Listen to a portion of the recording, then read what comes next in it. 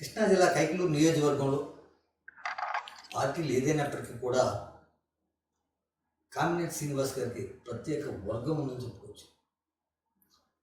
అంటే ఈయన రాజకీయాల్లో రాక ముందు నుంచి కూడా అంటే స్థానికంగా కామినేని శ్రీనివాస్ గారు కైకలూరు నియోజకవర్గానికి చెందిన వ్యక్తి కాబట్టి ఈ కైకలూరు నియోజకవర్గంలో మొదటి నుంచి కూడా ఇంకొక వర్గం ఉంది. ఆ వర్గాన్ని ఆయన అదే విధంగా కాపాడుకుంటూ ఆ వర్గంలో ఉన్నటువంటి సభ్యులందరూ కూడా ఆయన మిత్రులందరూ కూడా ఆయనతోనే వెన్నంటూ ఉంటున్నారు. పార్టీ సంగతి పక్కన పెట్టినా అది ఏ పార్టీలో ఉన్నా సరే ఎలా ఉన్నా సరే మా కామినేని శ్రీనివాసే సమర్థుడు, కామినేని శ్రీనివాస్ గెలుపు కోసం మేము కృషి చేస్తాం అన్న దీంతోనే ముందుకు వస్తున్నారు. ఆ కోవకు చెందిన కైకలూరు నియోజకవర్గం కల్లిండి మండల పరిషత్ మాజీ అధ్యక్షులు చెన్నశెట్టి మురళీకృష్ణ గారు ఇప్పుడు మనతో ఉన్నారు. ఆయన అడిగి కామినేని శ్రీనివాస్ గారు అంటే అంత ఇష్టం ఎందుకు ఏర్పడింది, తెలుగుదేశం పార్టీలో ఎంపీపీ చేసిన ఆయన మళ్ళా భారతీయ జనతా పార్టీ పీఆర్పీలోకి ఎందుకు రావాల్సి వచ్చింది, ఇటువంటి విషయాలు ఆయన అడిగి తెలుసుకుందాం. నమస్తే అండి మురళీకృష్ణ గారు. మురళీకృష్ణ గారు, ఇప్పుడు ఒక విద్యావేత్తగా ఉన్నారు. మీరు విద్యావేత్తగా ఇంజనీరింగ్ ఫైనల్ ఇయర్లో ఉన్నప్పుడు మీ నాన్నగారు చేసినప్పుడు అంటే మీకు ఇటు ఆక్వా పరిశ్రమలు అవి వ్యాపారాలు అన్నీ ఉన్నాయి. ఈ చదువు ఓ పక్కన విద్యావేత్తగా ఉన్న మీరు చదువును వదిలేసి ఈ ఆక్వా పరిశ్రమలో లేదా ఈ మిగతా వదిలేసి రాజకీయాల్లో రావడానికి గల కారణాలు ఏంటంటారు? నమస్తే అండి. ముఖ్యంగా 1986లో మా నాన్నగారు చెన్నంచెట్టి పార్థసారథి గారు అనుకోకుండా మరణించడం జరిగింది. నేను అప్పటికి ఇంజనీరింగ్ ఫైనల్ ఇయర్ చదువుతూ భీమవరంలో ఉన్న సందర్భంలో మా నాన్నగారు చనిపోయారని తెలిసి మన హఠాత్తుగా వచ్చినప్పుడు ఆ చదువు మానేయాల్సి వచ్చింది. అప్పుడు నా బాధ్యతల రీత్యా చదువు మానేసి ఇంటి దగ్గర ఉంటున్నప్పుడు 87లో ఈ తొలిగా మండల ప్రజా పరిషత్ ఎన్నికలు సమితులు రద్దు చేసి రావడం, ఆ మండల ప్రజా పరిషత్ ఎన్నికల్లో నన్ను తెలుగుదేశం అభ్యర్థిగా కల్దిన్న మండలం తరఫున నిలబడమని చెప్పి అప్పటి గౌరవ నాయకులు అప్పటికి శాసనసభ్యులుగా మాజీ శాసనసభ్యులు ఎన్నేని రాజారామచంద్ర గారు, ఎలియాస్ రాజబాబు గారు వచ్చి స్వయంగా మా ఇంటికి వచ్చి తెలుగుదేశం తరఫున అభ్యర్థిత్వం నన్ను ఉండమని చెప్పి అభ్యర్థిగా కోరడం జరిగింది.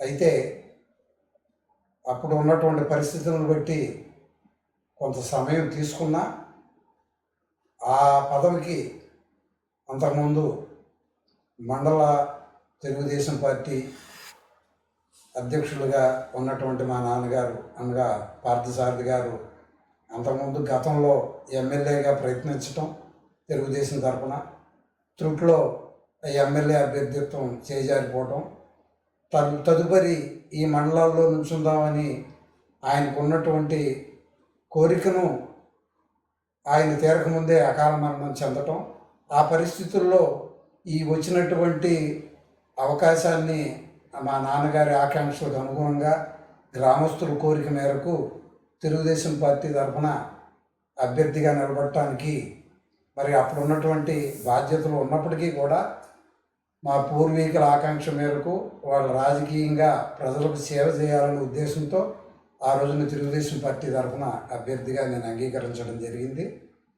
ఆ విధంగా తొలిగా 87లో మండల ప్రజా పరిషత్ అభ్యర్థిగా నుంచుని మరి జిల్లాలో రెండో మెజార్టీగా అంటే ఫస్ట్ మెజార్టీ కంచికిచర్లలో వస్తే సెకండ్ మెజార్టీ సుమారుగా దగ్గరగా 5,000 మెజార్టీతో మండలంలో అప్పటి మా నాన్నగారి మీద ఉన్నటువంటి అభిమానం కానివ్వండి, తెలుగుదేశం పార్టీ మీద ఉన్నటువంటి అభిమానం కానివ్వండి,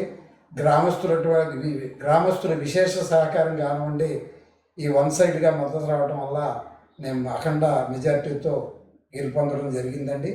ఇది అప్పుడు పరిస్థితి. ఆ రకంగా నేను తొలిగా రాజకీయ ప్రవేశం తెలుగుదేశం తరఫున వచ్చి మండల ప్రజా పరిషత్ అభ్యర్థిగా రావడం జరిగింది. మురళీకృష్ణ గారు, తెలుగుదేశం పార్టీలో మీరు మండల పరిషత్ అధ్యక్షులు ఎంపీపీగా చేశారు.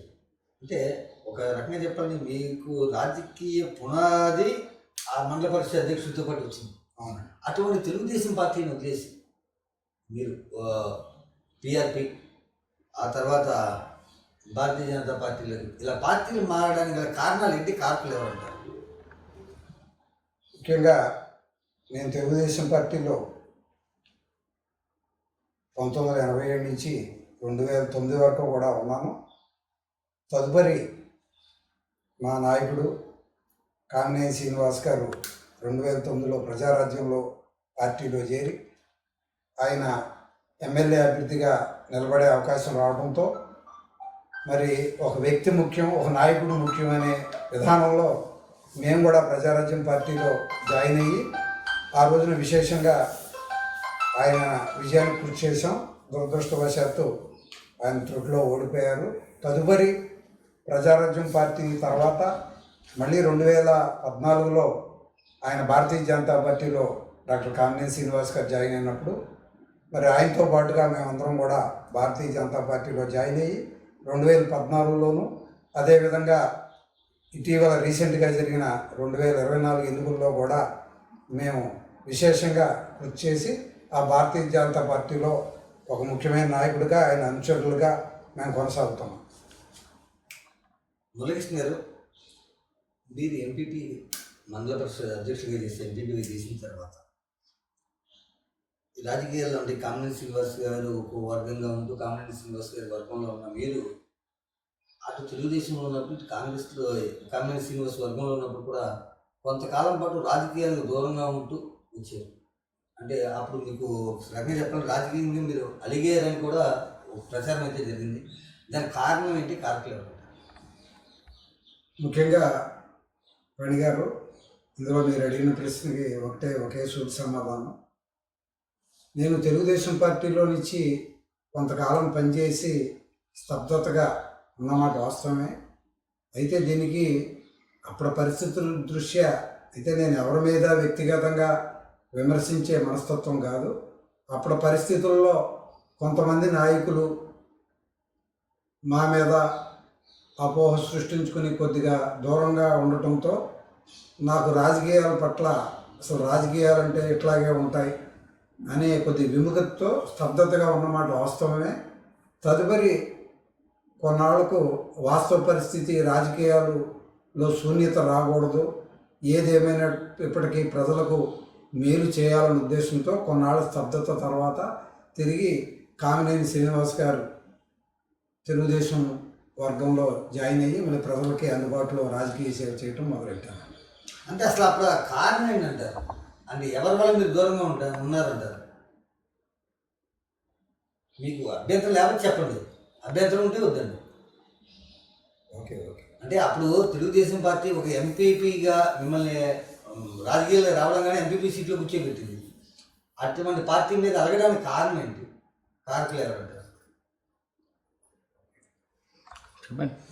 అంటే ఇందులో ప్రత్యేకంగా పార్టీ మీద అలగటం అనే దానికంటే కూడా ఇక్కడ స్థానికంగా ఉన్నటువంటి అప్పటి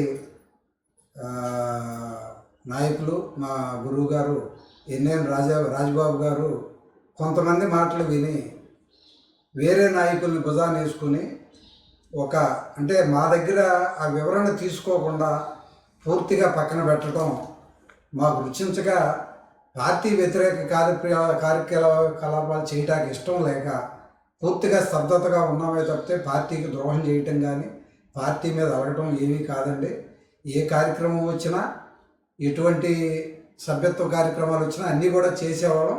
కొద్దిగా క్రియాశీలకంగా ఉండటం తగ్గించి సాధారణ సభ్యుల్లో కొనసాగేదని తప్పితే మాకు రాజకీయ ప్రవేశం ఇచ్చినటువంటి పార్టీకి మాత్రం ఎప్పుడూ ద్రోహం చేయాలనే ఉద్దేశం లేదు, అలా ఎప్పుడూ చేయలేదు కూడా. మురళీకృష్ణ గారు, మీరు ఎంపీపీ చేస్తుండగానే మండల ప్రజా పరిషత్ అధ్యక్షులు చేస్తుండగానే ఆఖరి టైంలో ఉంటుంది, ఆఖరి సంవత్సరం ఎప్పుడో మీకు ఎంపీపీ 5 సంవత్సరాల పాటు ఆఖరి సంవత్సరంలో ఎప్పుడో కానీ మీకు తెలుగుదేశం పార్టీ అధిష్టానం పిలిచి ఎమ్మెల్యే టికెట్ ఇస్తానంటే మీరు నాకు వద్దు అని చెప్పారంట. ఆ తర్వాత జరిగిన ఎన్నికల్లోనేమో నాకు టికెట్ కావాలని మీరు ఏమో మళ్ళీ పార్టీ అధిష్టానాన్ని కోరారని కూడా కొద్ది ప్రచారం జరిగింది. ఇస్తానప్పుడు వద్దన్నారంట, తర్వాత ఏమో నాకు కావాలని తిరిగారంట. దీనికి కారణం ఏంటంటారు? కారణం ఎవరంటారు? ఆ రోజుల్లో తెలుగుదేశం పార్టీలో క్రియాశీలకంగా ఉన్న సందర్భంలో అప్పుడు ప్రధాన కార్యదర్శిగా ఉన్నటువంటి ప్రస్తుత ముఖ్యమంత్రి చంద్రబాబు నాయుడు గారు ఉమ్మడి రాష్ట్రంలో ఆయన పిలిచి కైట్లూరు బై ఎలక్షన్ సందర్భంలో స్వయంగా ఆయన నుంచోమంటం జరిగింది. కానీ నాకున్నటువంటి వ్యక్తిగత కుటుంబ బాధ్యతల వల్ల నేను సున్నితంగా ఆ రోజు తిరస్కరించిన మాట వాస్తవమే.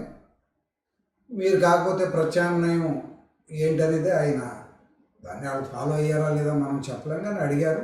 ఇదే రాజబాబు గారు, ఎన్ఎన్ రాజబాబు గారి పేరు చెప్పటం, ఆయనకి టికెట్ రావడం, ఆయన అనూహ్యంగా ఆ బై ఎలక్షన్లో మొట్టమొదటిసారిగా కైట్లూరు నియోజకవర్గంలో గెలవడం జరిగిందండి. ఆ తదుపరి ఎలక్షన్లో ప్రతిసారి కూడా మేము తెలుగుదేశం పార్టీ తరఫున మిగతా అభ్యర్థులతో పాటు అప్లికేషన్ పెట్టుకోవడం ప్రయత్నించిన మాట వాస్తవమే. కానీ తర్వాత మాకు ఆ అవకాశం రాకపోవడం దురదృష్టకరం. వచ్చినప్పుడు ఆ అవకాశాన్ని వినియోగించుకోవాలనే మాట వాస్తవమే.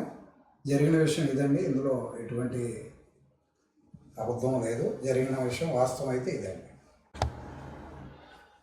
మురళీకృష్ణ గారు, కామినేని శ్రీనివాస్ గారు ఎమ్మెల్యే గారు అవ్వకముందు, అంటే ఎమ్మెల్యేగా పోటీ 2009లో ఆయన ప్రజారాజ్యం జైలు నుంచి అప్పుడు పోటీ చేశారు.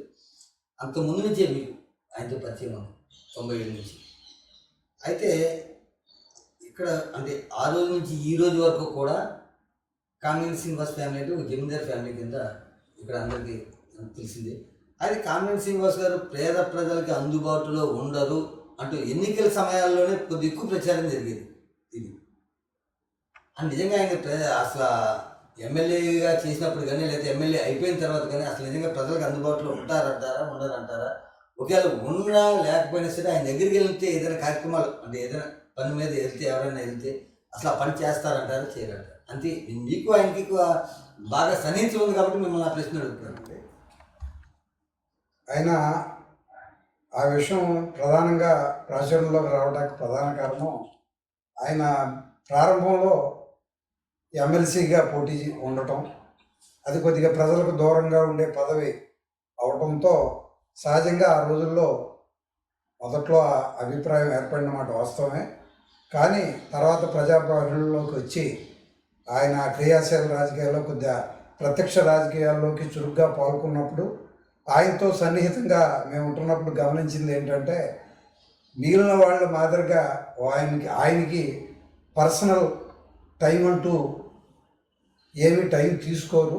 ఆయనతో పాటు మనం ఎప్పుడైనా కూడా ఆయన పడుకునేలోపు ఎప్పుడైనా కూడా ఆయనకు అందుబాటులో నేనే కాదు ఆయనతో సహజంగా సహచరులుగా ఉన్నటువంటి మా అందరికి కూడా అది పేద ధనిక లేకపోతే కులం అనే మతం అనేది లేకుండా అందరూ కూడా ఎప్పుడు పడితే అప్పుడు ఆయనతో ఫోన్లో కానివ్వండి స్వయంగా కానీ అందరం కూడా వెళ్ళి అనేక రకమైన పనులు చేయించుకున్నాం. కానీ ఆ రోజుల్లో ఆయన ఏ పదవి ప్రజలకు అందుబాటులో ఉండే పదవి పోటీ చేయకపోవటం వల్ల ఆయన యొక్క నడవడిక కానీ మిగతా విషయాలు ప్రజలకు అందుబాటులో తెలియని మాట, అందువల్ల ఆ ప్రాచుర్యం లభించింది. వాస్తవానికి తర్వాత 2014-19లో ఆయన మంత్రిగా అయినప్పుడు అంత బిజీగా ఉన్నప్పుడు కూడా ఆయన ఎక్కువ సమయం ఆయన మంత్రివర్గ సమావేశాలను క్యాబినెట్ పనులు ఉన్నప్పుడు తప్పితే మిగతా స్వయం కైకూరులో ఉన్నప్పుడు అందరికీ అందుబాటులో ఉంటూ ఓ రకంగా మాతో మీరు ఎప్పుడూ మాకు అనుకూలంగా ఎప్పుడు కావాలంటే అప్పుడు వచ్చే సొను ఉంది కనుక సాధ్యమైనంత వరకు ప్రజలకు ఎక్కువ అవకాశం ఇవ్వడానికి మమ్మల్ని వాళ్ళకి అవకాశం ఇవ్వడానికి మమ్మల్ని తాత్కాలికంగా ఎక్కువ అవకాశం ఇవ్వడానికి మమ్మల్ని కొద్దిగా పక్కన ఉండమనేవాడు. ఎందుకంటే మేము ఎప్పుడైనా వెళ్ళే చనువు ఉంది, మేము దాన్ని కూడా ప్రజలకు సేవ చేయడానికి ముఖ్యంగా రాజకీయంగా కానివ్వండి వైద్యపరంగా కానీ ఆయనతో అనేక మంది పేదలు ముఖ్యంగా పేదలు సహాయం తీసుకుని ఉన్నారు. ఆ సహాయం తీసుకున్న వాళ్ళు ఎవరు కూడా ఆ ప్రజలకు అందుబాటులో ఉండరు, కేవలం ధనికులకే ఉంటారనే వాదనని పూర్తిగా ఖండిస్తారు. ఇందులో మాత్రం ఈ విషయం స్పష్టం. ముఖ్యంగా కామినేని శ్రీనివాస్ గారు ఆయన మీద కేవలం ఎన్నికలప్పుడే ఈ రకమైనటువంటి ఆరోపణలు రావడం మీరు గమనించే ఉంటారు. మిగిలిన సమయంలో కంటే ఆ సమయంలో రావడానికి దాన్ని అవతల పార్టీ వాళ్ళు క్యాష్ చేసుకుందామనే ఉద్దేశంతో అన్నప్పటికీ ఆయన ఎన్నికల వరకే ఈ విషయాలు సొంత పార్టీ వాళ్ళు చేయటం అనేది చూసేవాళ్ళు. ఎన్నికలు అయిన తర్వాత పార్టీలతో నిమిత్తం లేకుండా తన దగ్గరికి అవసరార్థం వచ్చిన ప్రతి ఒక్కరికి కూడా పనులు చేసిన మాట చేయించుకున్న వాళ్ళకి రాష్ట్ర నియోజకవర్గ ప్రజలందరికీ తెలుసు. మురళీకృష్ణ గారు, కామినేని శ్రీనివాస్ గారు 5 సంవత్సరాలు ఎమ్మెల్యేగా మంత్రిగా పనిచేశారు కైకలూరు నియోజకవర్గంలో. జయమంగళ వెంకటరమణ గారు 5 సంవత్సరాలు ఎమ్మెల్యేగా పనిచేశారు. అలాగే దూలం నాగేశ్వర గారు డిఎన్ఆర్ గారు 5 సంవత్సరాలు ఎమ్మెల్యేగా పనిచేశారు. అంటే వీళ్ళ ముగ్గురు కూడా 5 సంవత్సరాల కాలం పాటు పనిచేశారు. వీళ్ళ ముగ్గురు కాలాల్లో వీళ్ళు ఎమ్మెల్యేగా పనిచేసే సమయాల్లో కైకలూరు నియోజకవర్గం కోసం ఎవరు బాగా కష్టపడ్డారు, కైకలూరు నియోజకవర్గం ఎవరి సమయంలో అభివృద్ధి చెందిందంటే మీరు ఎవరి పేరు చెబుతారు? నిస్సందేహంగా కామినేని శ్రీనివాస్ గారి టైంలోనే. ఎలాగండి? ఆయన ఏం చేశారు చెప్పండి. ఎలాగంటే డిఎన్ఆర్ గారు ఫస్ట్ రమణ గారి టైము. రమణ గారి టైంలో తెలుగుదేశం ఆయన కొంత స్థాయిలో అభివృద్ధి చేసిన మాట వాస్తవమే.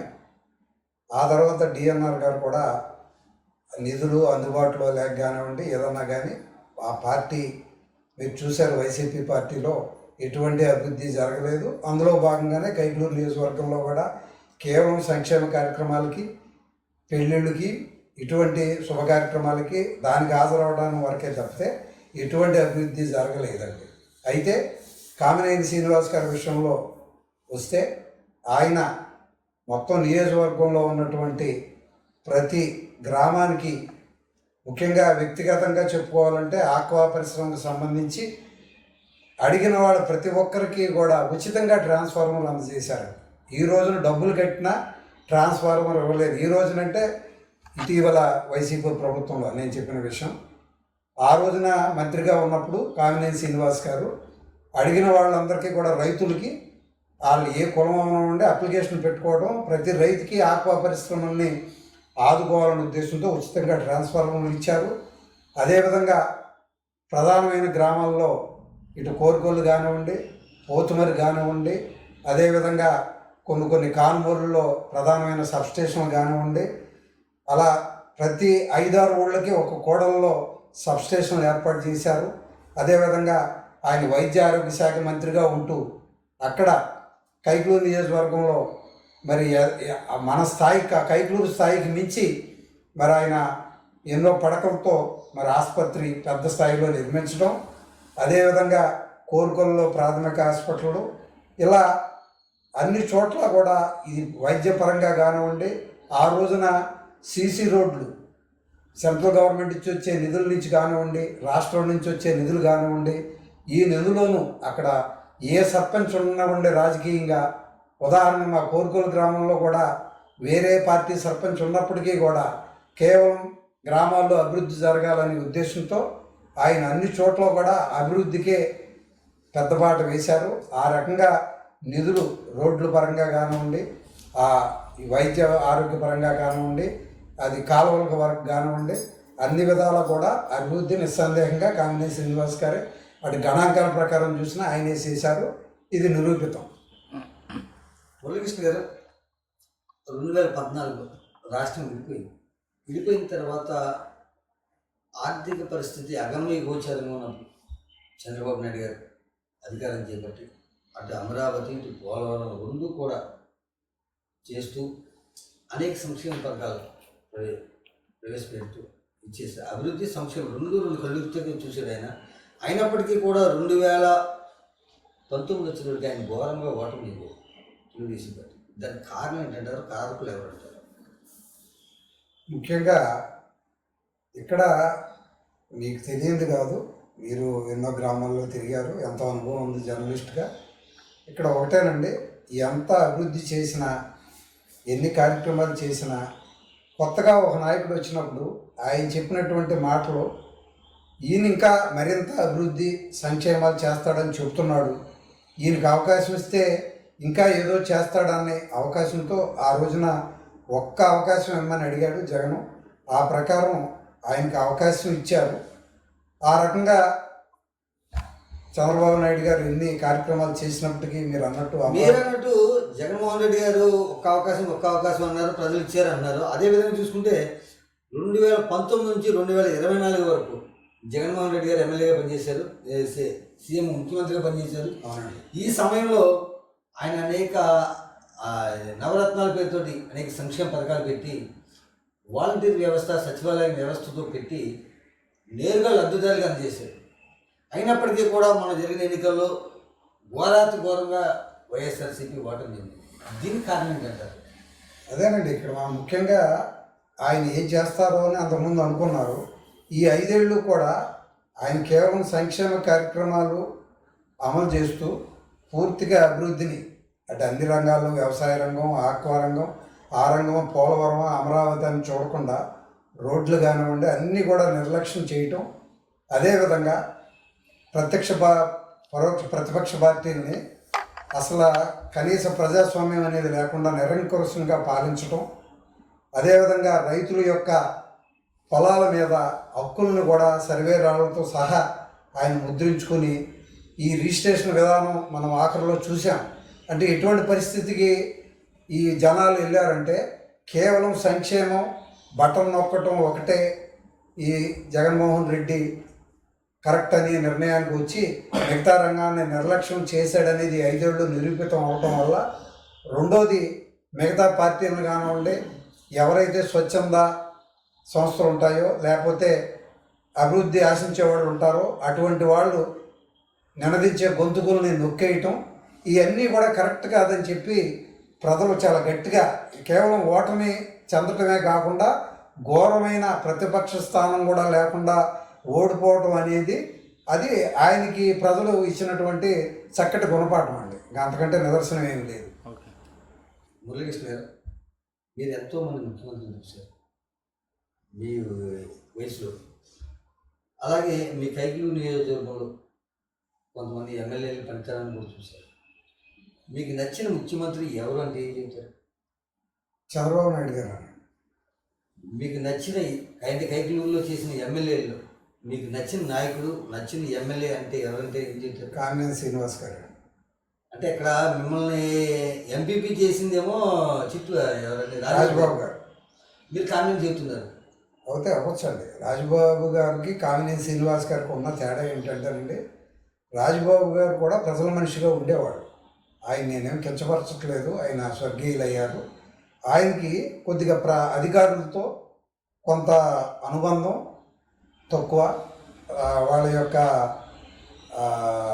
సహకారం తీసుకోవడంలో కానీ పనులు చేయించుకోవడంలో కానీ కొన్ని వెనకబడి ఉన్నారు. అదే కామినేని శ్రీనివాస్ గారికి వస్తే ప్రతి అధికారితో కూడా అందరితోనూ ఒక చనువు అనుబంధం ఉండటం, వాళ్ళతో పని చేయించుకునే విధానంలో ఆయన ముందుండటం వల్ల ఆయన ఎక్కువ పనులు ప్రజలకు చేయగలిగారు, గ్రామాలకి. ఆ విధంగా ఆయనకే మేము ఫస్ట్ మార్క్ వేస్తాం. ఆ తర్వాతే రాజబాబు గారు. ప్రస్తుతం మన నామినేట్ పదవులు వస్తున్నాయి కదా, ఈ నామినేట్ పదవుల్లో ఎమ్మెల్యే భారతీయ జనతా పార్టీకి చెందిన వాళ్ళు ఉన్నారు, కామినేని శ్రీనివాస్ గారు ఉన్నారు. ఈ నామినేట్ పదవులు అంటే భారతీయ జనతా పార్టీకి చెందిన వాళ్ళకి కాకుండా తెలుగుదేశం, జనసేన పార్టీ నాయకులకు వెళ్తాది ఎక్కువగా అనుకుంటున్నారు. అది వాస్తవం అంటారు? అంటే కామినేని శ్రీనివాస్ గారిని నమ్ముకున్న మీలాంటి వాళ్ళ పరిస్థితి ఏంటి? అంటే పార్టీని కాసేపు పక్కన పెట్టండి. అంటే ఆయన ఎమ్మెల్యేగా భారతీయ జనతా పార్టీలో ఉన్నారు కాబట్టి ఒక ఏఎంసీ భారతీయ జనతా పార్టీ ఇవ్వకూడదు, లేదా ఇంకో 2 ఏఎంసీ భారతీయ జనతా పార్టీకి ఇవ్వకూడదు. అంటే ఈ బేరీజ్ చేసుకుంటే కామినేని శ్రీనివాస్ గారు నమ్ముకున్న వాళ్ళకి రావట్లేదు, అపోజిషన్ పార్టీ వాళ్ళకి వెళ్తున్నాయి. దీన్ని ఎలా చూడొచ్చు అంటారు? అంటే కామినేని శ్రీనివాస్ గారు నమ్ముకున్న వాళ్ళకి నిజంగా న్యాయం జరుగుతుందంటారా? అడిగారు. అక్కడ ముఖ్యంగా మీరు అడిగిన పాయింట్ చాలా ముఖ్యమైనదే.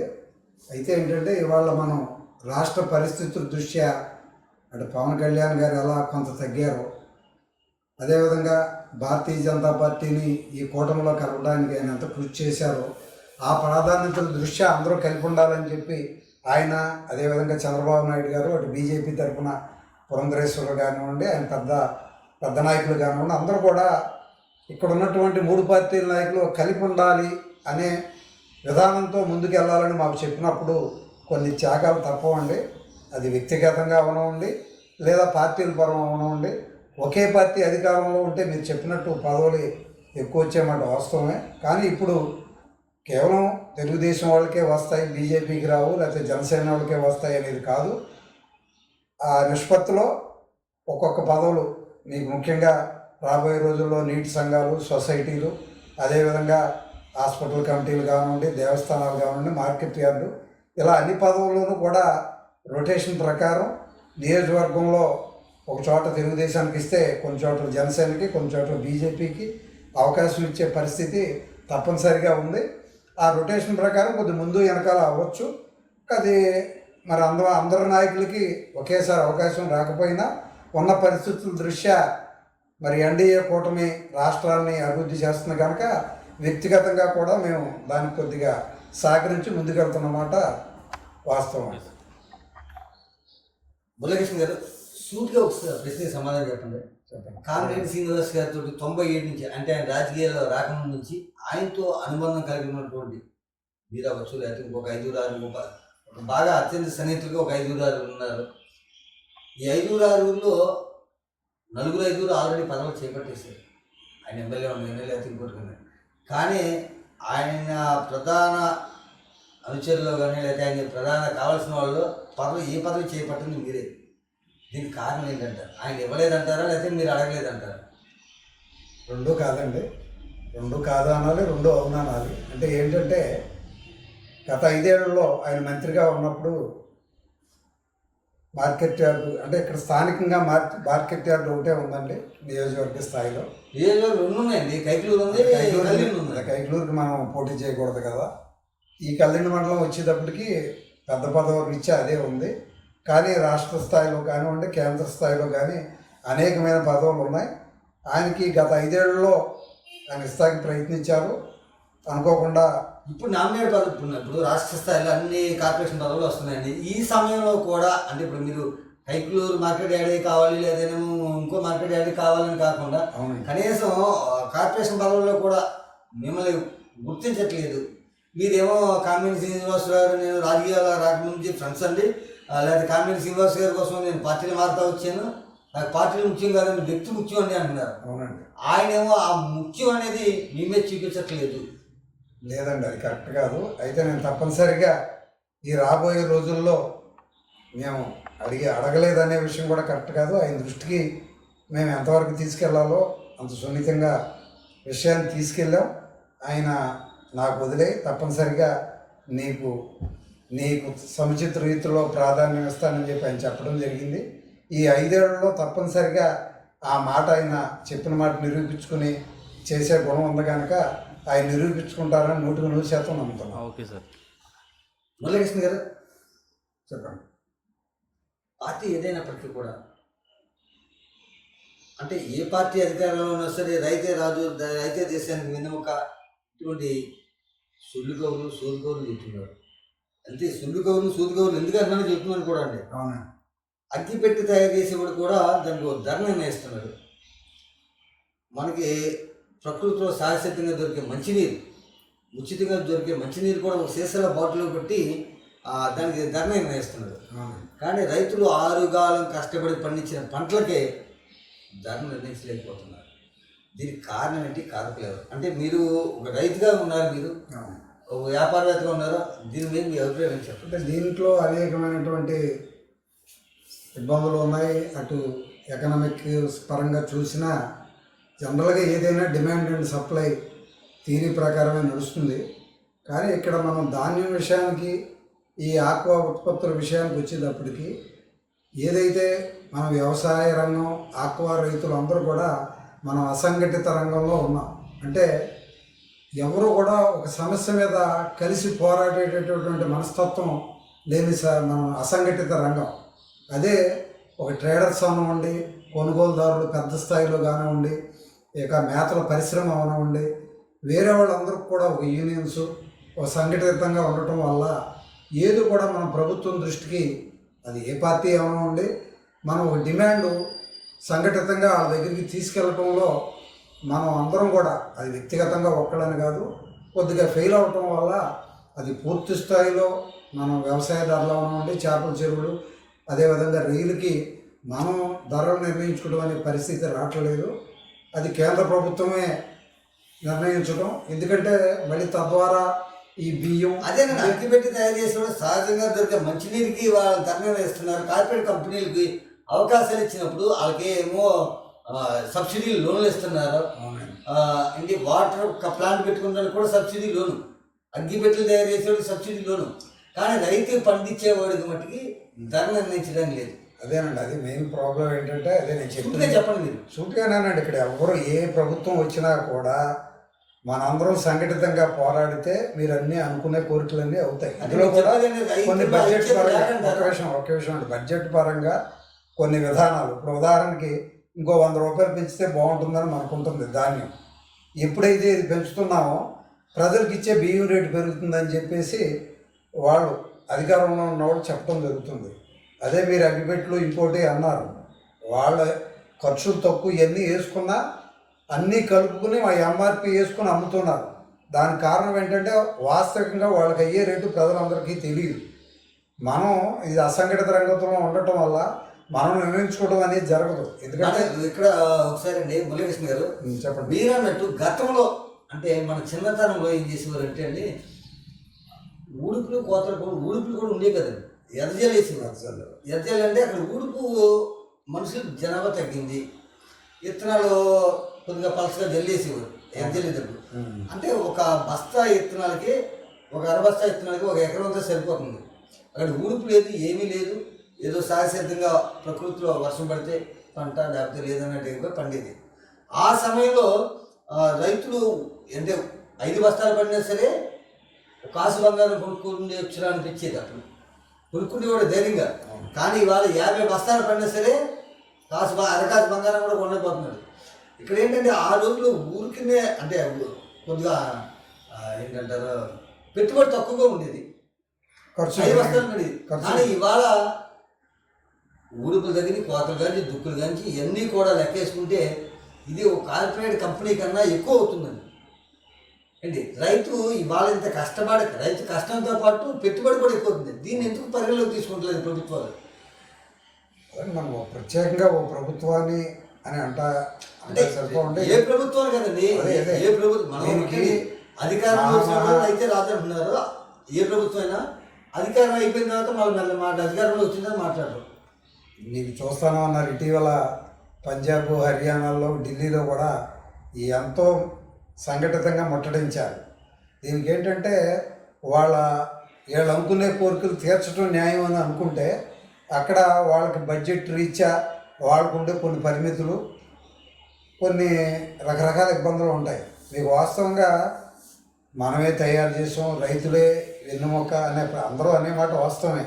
కానీ కనీసం మనం అనుకునే ధర అది రాకపోయినా సకాలంలో మనం పండించిన వాటికి ధర లేనప్పుడు దాన్ని కొంతకాలం మన ధర వచ్చే వరకు ఏదైతే కమర్షియల్ క్రాపులు మనం గోడౌన్లో దాచుకుంటామో అలాగే దీన్ని దాచుకోవడానికి ఒక గోడౌన్లు అటువంటి తప్పనిసరిగా అంటే కేవలం మామూలు గోడౌన్లే కాకుండా కూలింగ్తో కూడినటువంటి కోల్డ్ స్టోరేజ్లు కూడా ఏర్పాటు చేసి సదుపాయాలు కల్ప చేస్తే క్రమక్రమంగా మీరన్న దిశగా అడుగులు వేసుకుంటా వెళ్ళడానికి అవకాశం ఉంటుందని నా ఉద్దేశం. Okay sir. మురళీకృష్ణ గారు, ఇప్పుడు ప్రకాశం, గుంటూరు జిల్లాలో మిర్చి రైతులకి కూల్ స్టోరేజ్ ఉంది. నెల్లూరు దగ్గర నుంచి శ్రీకాకుళం వరకు ఎంత కోస్తా తీరం. అవునండి. ఏంటి ఈ కోస్తా తీరం వెంబడంతా కూడా ఆక్వా సాగు, చేపలు, నీళ్ళు. ఈ ఆక్వా సాగు అంతా ప్రకృతి వైపరీత్యం మీద ఆధారపడి ఉంటుంది. ప్రకృతి వైపరీత్యాలు సంభవించినప్పుడు ఆటోమేటిక్గా ఆక్వా సాగు కూడా కొంచెం దెబ్బతింటుంది. అటువంటి సమయంలో ఈ కోల్డ్ స్టోరేజ్ ఉంటే మీరు అన్నట్టు, ఇప్పుడు మీరే అన్నారు కోల్డ్ స్టోరేజ్ ఈ ప్రజలకి, రైతులకు ఎంతో ఉపయోగపడుతుంది. అటువంటి కోల్డ్ స్టోరేజ్ కావాలి అని మీలాంటి రైతులు ప్రభుత్వం దృష్టికి తీసుకెళ్ళట్లేదా? తప్పనిసరిగా ఎమ్మెల్యే గారి దృష్టికి తీసుకొచ్చామండి. ఆయన ఈ సంవత్సరం ఈ రాబోయే రోజుల్లో అటు పవన్ కళ్యాణ్ గారు, డిప్యూటీ సీఎం గారి దృష్టికి తీసుకొచ్చాం. సాధ్యమైనంత మేర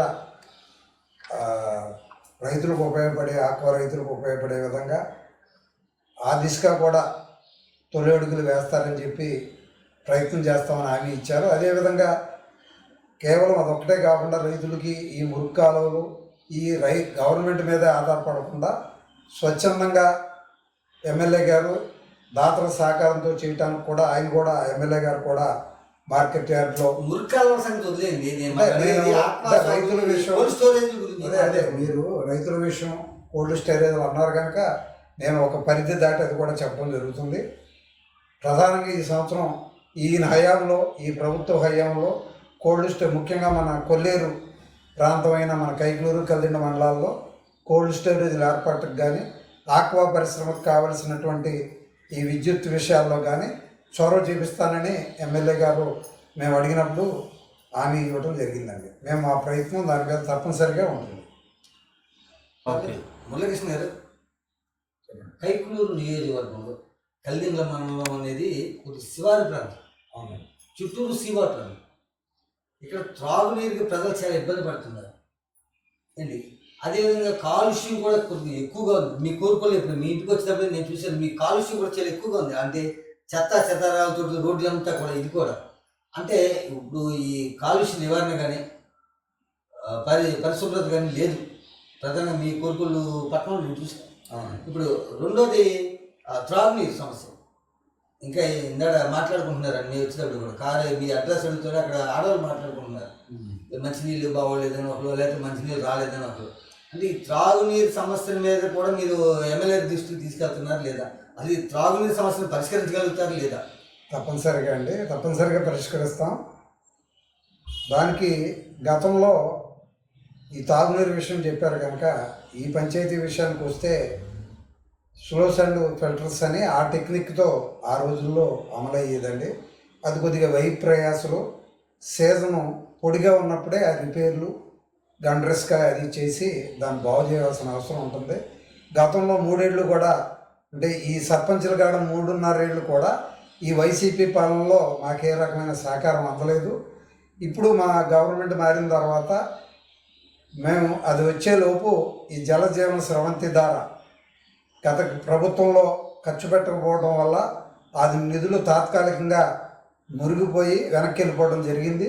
మళ్ళీ ఆ నిధుల కోసం ఎమ్మెల్యే గారి ద్వారా ఆ నిధులు కూడా కొద్దిగా వచ్చినాయండి. ఆల్రెడీ కొన్ని పంచాయతీల్లో జలజీవన స్రవంతి ద్వారా కొత్త పనులు మొదలెట్టి జరుగుతున్నాయండి. మొదలెట్టి కూడా త్వరగా జరుగుతాయండి. ఆ ఫిల్టర్స్ ఏర్పాటుకి జరుగుతున్నాయండి.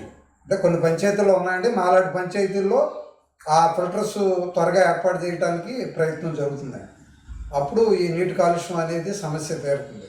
మరి పారిశుద్ధ్య కార్యక్రమం, పారిశుద్ధ్యం మీద అసలు మీ అభిప్రాయం ఏంటంటారు? పారిశుద్ధ్యం మెరుగవలసిన అవసరం ఉందండి. ఎందుకంటే అది కూడా ఈ రెగ్యులర్ సెక్రటరీ లేక వ్యవస్థ గతంలో ఇది ఎవరిని నిందించాలో కూడా మాకు చాలా విచిత్రంగా ఉంది. అంటే మీ ప్రభుత్వం వచ్చి 6 నెలల కాలం అయింది, 5 నెలల కాలం అయింది, 5 నెలల సమయం అనేది సమయం అయింది. అవునండి. ఎమ్మెల్యే గారు అందుబాటులో ఉన్నారు ఒక విషయం అండి, ఒక కానీ విషయం. ప్రజల సమస్యలు పట్టించుకోవట్లేదు.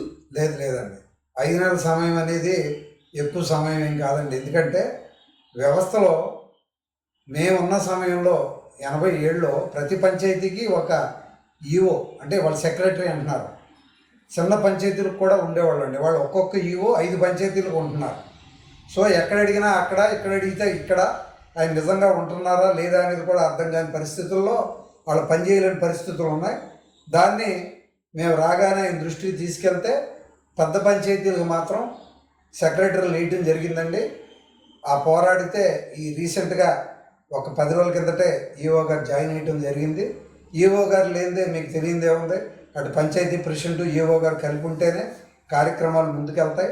రాగానే ఆయన దృష్టిగా ప్రధానంగా ఈ మంచినీరు విషయం, పారిశుద్ధ్యం, మిగిలిన అనేకమైన డ్రైనేజ్ విషయాల కోరికల్లో చెప్పడం జరిగింది.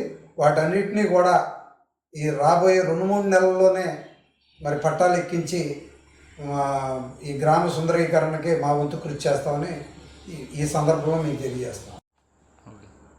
మురళీకృష్ణ గారు, చెన్నంశెట్టి మురళీకృష్ణ గారు, చెన్నంశెట్టి పార్థసారథి గారు, మీ నాన్నగారు సారథి గారు అనేవారు.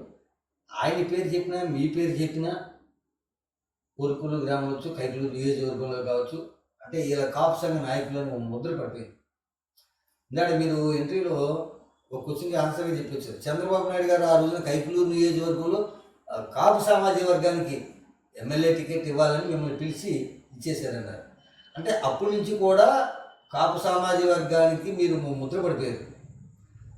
ఇటీవల కూడా మీరు అంటే ఒక 4-5 రోజుల్లో లేదా ఒక వారం రోజుల్లో ఈ కార్తీక మాసంలో మీ కైకులూరు నియోజకవర్గంలో కాపు వన సంరాధనాన్ని మీ సామాజిక వర్గం అందరూ వన సంరాధన పెట్టుకోవాలని చూస్తున్నారని తెలిసింది నాకు.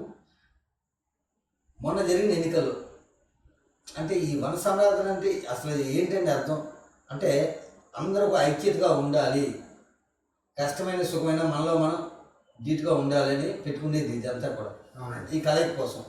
ఆ కలయికలో మొన్న జరిగిన ఎన్నికల్లో మీ కాపు సామాజిక వర్గానికి చెందిన దూలం నాగేశ్వర గారు, డిఎన్ఆర్ గారు వేరే సామాజిక వర్గం నాయకుల మీద ఓడిపోయారు. అప్పుడు మీ కాపు సామాజిక వర్గం వాళ్ళందరూ కూడా డిఎన్ఆర్కి వ్యతిరేకంగా చేశారు. ఏంటి ఆ రోజున ఎన్నికలనేమో కాపు సామాజిక వర్గానికి చెందిన వ్యక్తి మీకు నచ్చలేదు, కానీ ఇవాళ కాపులందరూ మళ్ళీ కలిసిపోవాలి, మనం అందరూ కలిసి ఉండాలని వనభోజనాలు పెట్టుకుంటాను వెనకాల అర్థం ఏంటంటారు, కారణం ఏంటంటారు, కారకులు ఎవరంటారు? మేము ఆ కోణంలో చూడట్లేదండి. వన సమారాధన అనేది కాపుల ఐక్యత కావాలనే నినాదం మా కోణంలో ఎలా ఉంటుందంటే, కేవలం రాజకీయాలు అనేది మేము ముడిపెట్టం. ఆర్థికంగా లేదంటే కాపుల్లో కొద్దిగా మైనారిటీగా ఉన్న వర్గాలకి చేయూత అందించడంలో కృషి చేయడానికి ఆ రకంగా మనం కాపుల ఐక్యతగా ఉండాలనేది మా భావన. రాజకీయానికి వన సమారాధనకి దయచేసి మీరు ముడిపెట్టవద్దు. మేము ఎందుకంటే గతంలో ఆయన గెలవచ్చు, ఇప్పుడు మన ఎలక్షన్లో డిఎన్ఆర్ గారు ఓడిపోవచ్చు. కేవలం కాపులు వేసారా వేయలేదా అనేది మనం ఎవరూ చెప్పలేమండి. కానీ ఒకటే మనం ప్రజలుగా భావిస్తే నేననేది ఏంటంటే, ఏ నాయకుడైతే అప్పుడున్నటువంటి ప్రభుత్వాన్ని నిలదీసి నిధులు తీసుకొచ్చి గ్రామాలని అభివృద్ధి చేయగలుగుతాడో అటువంటి నాయకుడికి అవకాశం ఇస్తాడని మేము భావిస్తున్నాం. ఒక అవకాశం ఇచ్చాం, అటువంటి పని ఆయన చేయలేకపోయారు కనుక గతంలో మంత్రిగా చేసి అటువంటి మంచి ఫలితాలు సాధించినటువంటి కామినేని శ్రీనివాస్ గారికి ఈసారి అందరూ, నేను కాపులని అనుకుంటలేదు, అందరూ కూడా కాపులతో సహా మద్దతు ఇచ్చారని నా వ్యక్తిగత భావం.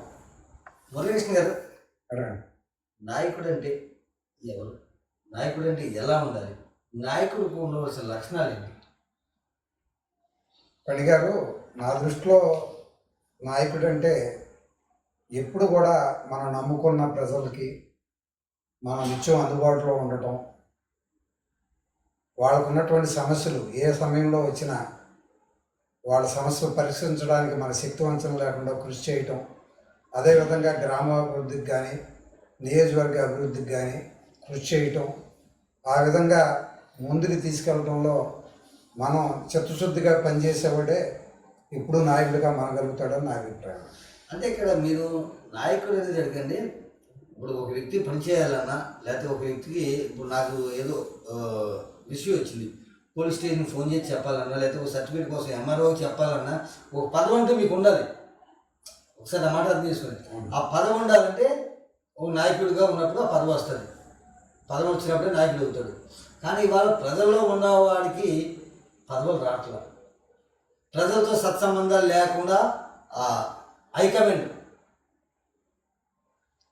హైకమాండ్ దగ్గర మెహర్బానీలు పలికి లేదా వాళ్ళు తొత్తులుగా ఉన్న వాళ్ళకి పదవులు వస్తున్నాయి, నిత్యం ప్రజల్లో ఉండే వాళ్ళకి పదవులు లేవు అండి. మరి నాయకుడు నిత్యం ప్రజల్లో ఉండేవాడు నాయకుడు అంటున్నారు మీరు, నాయకుడికి ఏమో ఏ పదవి రావట్లేదు. ఒక పోలీస్ స్టేషన్ ఫోన్ చేస్తే చెబుతానికి అవ్వదు, లేకపోతే ఒక ఎంఆర్ఓ ఫోన్ చేసి చెబుతానికి అవ్వదు సర్టిఫికేట్ కోసం. కానీ హైకమాండ్ దగ్గరికి పదవులను తెచ్చుకున్న వాళ్ళు ఏం చేస్తున్నారని ఇటువంటివన్నీ కూడా స్పీడ్గా అవుతున్నాయి.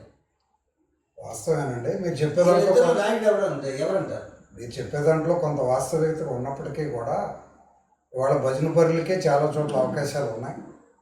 ప్రస్తుత సమాజం అలా కొనసాగుతుంది. అయితే ఈయన దగ్గర మా నాయకుడి విషయంలో వచ్చేటప్పటికి పదవి వచ్చిన వాళ్ళే నాయకుడు అని అంటే అందరికీ సాధ్యం కాదు.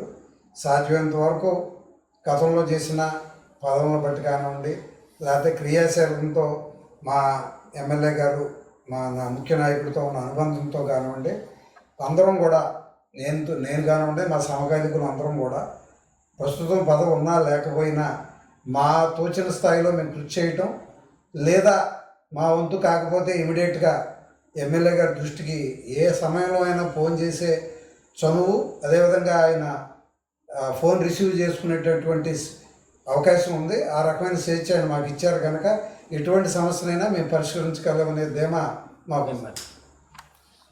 మురళకృష్ణ గారు, మీరు కల్దిండి మండల పరిషత్ అధ్యక్షుడిగా చేశారు, ఎంపీగా చేశారు, నీటి సంఘం అధ్యక్షుడిగా చేశారు. అటు ప్రజాసేవలను ఇటు రైతాంగం కూడా సేవ చేశారు. మీరు ఎంపీపీగా ఉన్నప్పుడు కల్దిండి మండలానికి ఏ మార్పు సేవ చేశారు, ఏం అభివృద్ధి చేశారు? తర్వాత కోరుకోలు గ్రామానికి ఏం అభివృద్ధి చేశారు? అదే నీటి సంఘ అధ్యక్షుడు ఉన్నప్పుడు రైతుల కోసం మీరు చేసిన అభివృద్ధి ఏంటి, చేసిన పనులు ఏంటి, ఒకసారి మాకు వివరించండి. ముఖ్యంగా ఈ 87-92 నేను 5 ఏళ్ళు మండల ప్రజా పరిషత్ అధ్యక్షుడిగా చేసిన కాలంలో ఆ రోజున గౌరవ స్వర్గీయ ఎన్టీ రామారావు గారు ముఖ్యమంత్రిగా ఉన్నారు.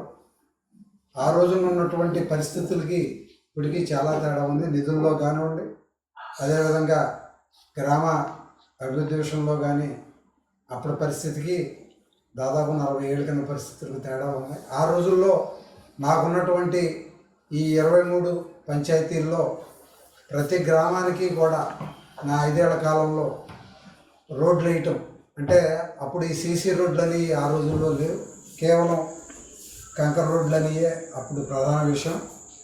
ముఖ్యంగా మండలంలోకి వస్తే ఇవాళ ప్రధానమైనటువంటి భోగేశ్వర స్వామి గుడికి వెళ్ళేటటువంటి రోడ్డు ఇవాళ సీసీ రోడ్డుగా ఉంది.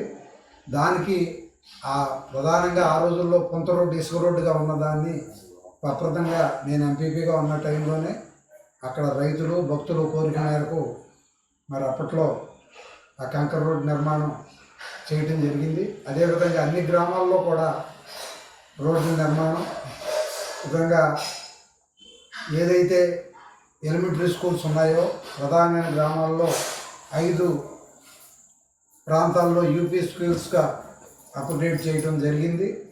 అదేవిధంగా గ్రామాల్లో ఆ రోజున ఉన్నటువంటి గృహ నిర్మాణం అప్పుడే స్టార్ట్ చేసినటువంటి సమయంలో కోరుకొల్లు గ్రామంలో చైతన్యపురం అనేటటువంటి ఒక కాలనీని, అంటే ఆ చైతన్యపురం ఉన్నటువంటి ఆ కాలనీ మొత్తాన్ని కూడా నా ఎంపీపీ హయాంలోనే దాన్ని నిర్మించి అక్కడ ఒక గ్రామం, అంతకుముందు కేవలం గ్రామం పేరే ఉండేది, అక్కడ పక్కా ఇళ్ళు నిర్మించటం, అలాగే ప్రతి గ్రామంలో కూడా ఇళ్ళు నిర్మించటం ఆ రోజునే అప్పటి నుంచే ప్రారంభించడం జరిగింది. అదేవిధంగా కోరుకొల్లు విషయానికి వస్తే మరి అప్పట్లో ఉన్నటువంటి ఈ మంచినీటి పథకానికి కేవలం పూర్వం పంచాయతీకి గ్రాంట్ కింద కాకుండా జిల్లా పరిషత్తు నుంచి ఒక అప్పు కింద ఆ రోజుల్లో పంచాయతీ తీసుకురావడం, అది చాలా ఆర్థికంగా పంచాయతీకి భారంగా పరిగణించి అసలు ఆ నిధులు పంచాయతీ నుంచి మొత్తం నిధులు వెళ్ళిపోయే పరిస్థితుల్లో నేను ఎంపీపీగా ఉండగా అప్పటి జిల్లా పరిషత్ చైర్మన్ స్వర్గీయ పెనమనేని కోటేశ్వరరావు గారి సహకారంతో ఆ నిధుల సమస్య పరిష్కరించి పంచాయతీకి నిధులు వెసులుబాటు కల్పించడంతో పాటు మరి అప్పుడు ఉన్నటువంటి సర్పంచుల సహకారంతో అనేకమైనటువంటి పథకాలు గ్రామంలో అప్పుడు ప్రభుత్వ పథకాలు ఏర్పాటు చేయటం జరిగింది. అదేవిధంగా అన్ని గ్రామాల్లో కూడా కనీసం ఒక్కొక్క ఎలిమెంటరీ స్కూల్కి భవనం తక్కువలో తక్కువగా ప్రతి గ్రామంలో కూడా కోరుకొల్లు అవనండి, సానారుద్రాలు అవనండి, అది మూలంక అవనండి, మట్టకుంట అవనండి, మారుమూల పెదలంక అవనండి, పెదలంక పంచాయతీ, పెదబుట్లపూడి, చిన్నబుట్లపూడి, మారుమూల గ్రామాల్లో కూడా పంచాయతీ పాకల్లో ఉన్న వాటిని పక్కా భవనాలు పాఠశాలకు నిర్మించటం, ఉపాధ్యాయులను సకాలంలో నియమించి విద్యాభివృద్ధి కృషి చేయటం ఆ రోజుల్లోనే తీసుకొచ్చి మరి మనం రాష్ట్ర ప్రభుత్వంతో కూడా మేము ఆ రోజుల్లోనే మండలాల్లో అభివృద్ధిలో ముందుందని చెప్పి ఆ రోజుల్లో మేము స్వర్గీయ ఎన్టీ రామారావు గారితో మరి మెప్పు పొందటం జరిగింది. ఆ తర్వాత 97లో మొట్టమొదటిసారిగా నీటి సంఘాలు వచ్చినప్పుడు కూడా నేను మొట్టమొదటిసారిగా నీటి సంఘాలకి అధ్యక్షునిగా కోరుకెళ్ళి ఎన్నికయ్యాం. ఆ రోజున కోరుకుల సంఘం కింద 5 పంచాయతీలు ఉన్నాయి. ఈ 5 పంచాయతీల్లో కోరుకుల్లో ఉన్నటువంటి పంట కాలువలు, డ్రైన్లు, సానారుద్రారం, సీతారాంపుర అగ్రహారం, పడమటపాలెం, లోడిలంక ఈ 5 గ్రామాలకి ఉన్నటువంటి అన్ని కాలువలు, అన్ని మురికాలువలు ఒక్కటి కూడా వదలకుండా లాభాపేక్ష లేకుండా అన్ని కాలువలను కూడా మనం బాగు చేయడం జరిగింది. మాకున్న సమయాన్ని పూర్తిగా రైతుల సహకారంతో పనులన్నీ కూడా అక్కడ ఉన్నటువంటి రైతులకే ఇచ్చి కాంట్రాక్ట్ పరంగా కాకుండా మరి లాభాపేక్ష లేకుండా మరి ఆ రైతులు మనల్ని చూడగొనడం జరిగింది. ఆ విధంగా మాకు ఈ అవకాశం ఇచ్చినటువంటి ప్రజలకి మేము మా సాయశక్తిలో కూడా సేవ ద్వారా ఆ ఉన్నటువంటి నిధుల్ని సక్రమంగా ఖర్చు చేశామని చెప్పి మేము ఎంతో ఆత్మతృప్తి మేము చెందుతున్నామని తెలియజేస్తున్నాం.